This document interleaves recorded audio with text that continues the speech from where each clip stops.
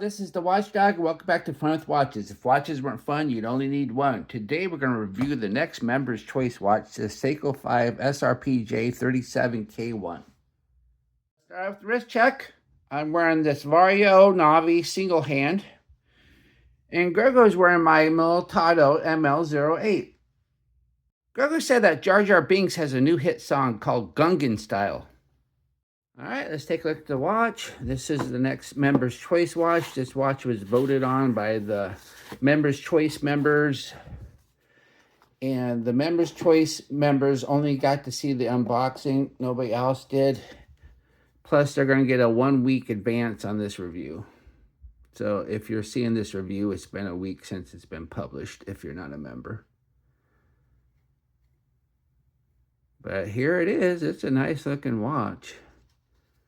The Seiko 5 is a good watch, and the camouflage dial here really makes it look nice. I haven't had a lot of Seikos on my channel despite their importance in the industry, as they tend to be above my price range, although most of the watches I have reviewed have had Seiko movements.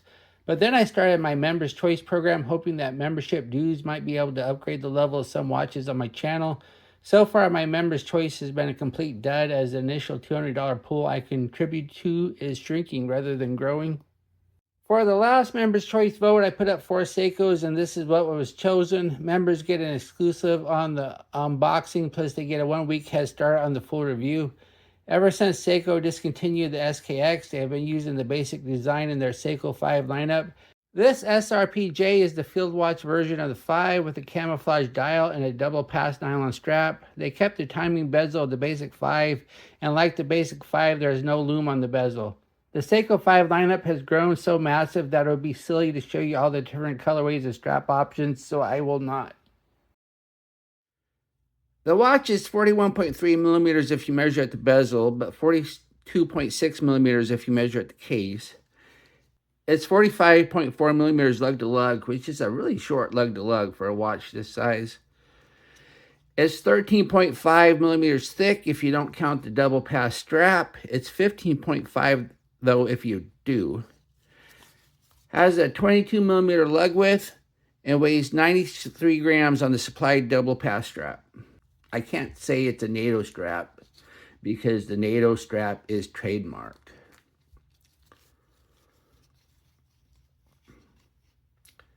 The bezel is a 120 click unidirectional. The clicks are real light, but there's a lot of resistance still though, so it won't get knocked out of place easily. And we have an aluminum insert, not ceramic. And then we have the dial. We have a Rehot chapter ring with the minute markers. And then we have a camouflage dial. And as you can see, it plays with the light. So it's kind of a nice effect. The lighter reflects more than the darker. Then we have the applied indices. We have the upside down triangle at the 12. We have these syringe type indices at the 6 and the 9, and dots everywhere else. Then it says Seiko 5 up top, and it has that stylized new Seiko 5 symbol that they've been using for the last 4 or 5 years. And then it says automatic on the bottom. And then on the very bottom, it tells you that it has the 4R36 movement. Then since this is a Seiko 5, it's very important that we have a day date because the day is part of the 5. And as you can see, the Saturday is blue. If we go ahead and move it, you'll see the Sunday is red. Then all the other days are black. And thankfully, there's no Cyclops. No matter how you feel about a Cyclops, a canoe-style Cyclops that handles a day date, this doesn't look good at all.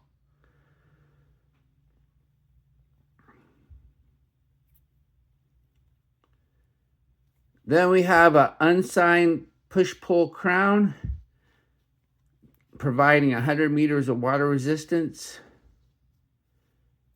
And it's easy enough to wind because this is a movement that can, not a movement that can hand wind also. Then we have a flat hardlex crystal. You don't get sapphire on a Seiko 5. A lot of people complain about hardlex. Says it's not hard. They say that it's not very hard at all. It scratches easily.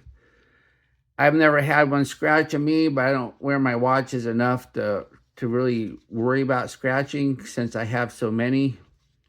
And so I personally, I've never scratched a hardlex crystal, but I've never tested them either like I did with the Sterling Cristerna.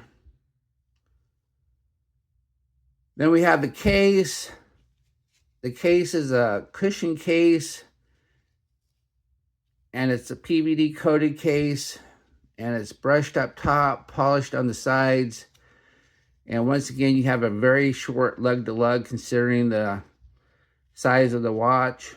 So this is basically Seiko took the SKX design and made the Seiko 5s out of them.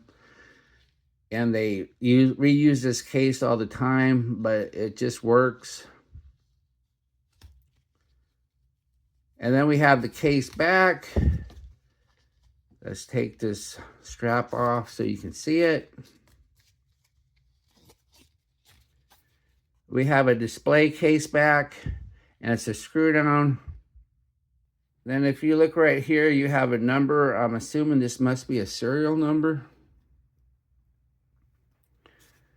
And this is a display case back, and of course, if the crystal's not sapphire, then of course the display case back isn't either. Then underneath the case back is the 4R36 movement. We know this in the AliExpress world as the NH36 movement. This is a 24 jewel movement that hand winds hacks, has a bidirectional rotor, and is usually fairly accurate right off the shelf.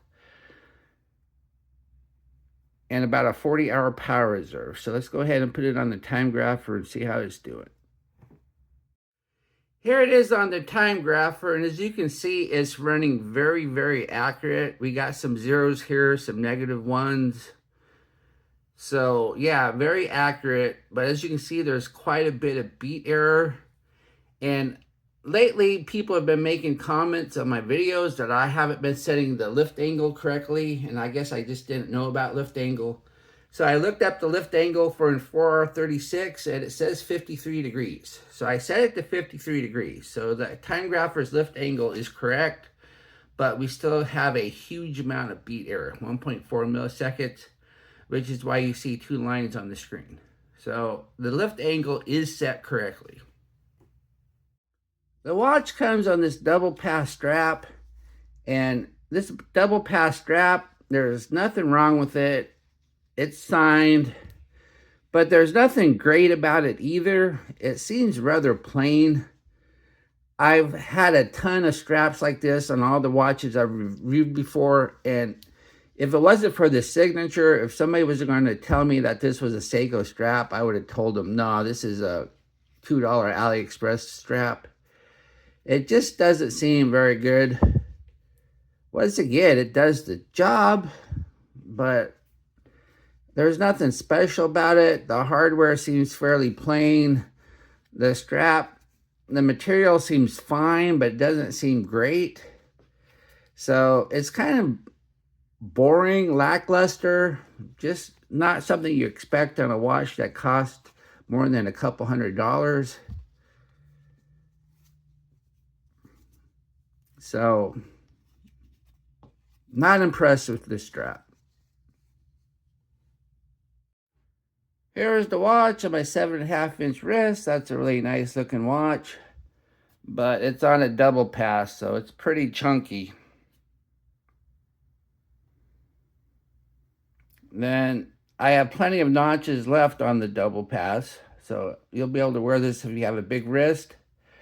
Unfortunately, though, I'm always at that awkward phase where the strap is long enough where I have to fold it, otherwise it looks stupid, but the fold's so short, it's kind of awkward to fold it. So if I was to keep this watch, I'd probably cut the strap. Either that or just get a different one.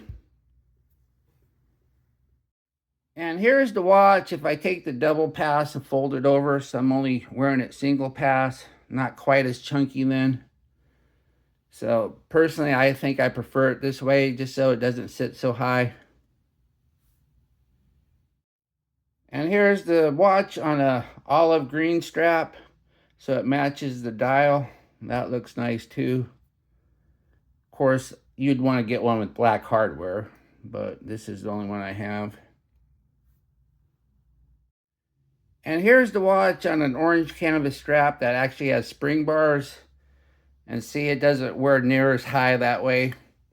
So personally, if you like the canvas strap look, but don't want your watch to sit so high on a double pass, you can get one with just spring bars. And these are quick release, so they come off nice and easy. Plus, I didn't mention before too, the watch has drilled lugs, so it's easy to take the spring bars out if you don't have quick release. Here we are in the lume room. Seiko has their own proprietary lume that they call Lume Bright, and I have had very good experience with it in the past, so I'm pretty sure that this test is going to be just great.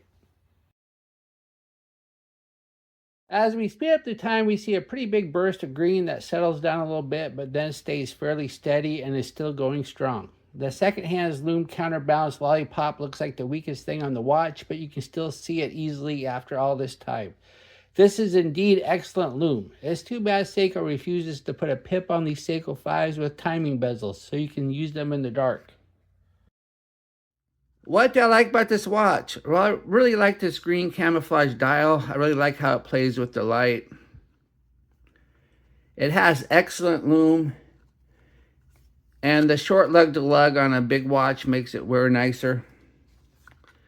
What are my grapes and groans? This double pass strap just seems kind of plain and boring. It's a chunky watch, especially on a double pass strap. And there's no lume pip. We get it. It's not a diver Seiko, but just give us a pip anyway so we can use the timing bezel in the dark.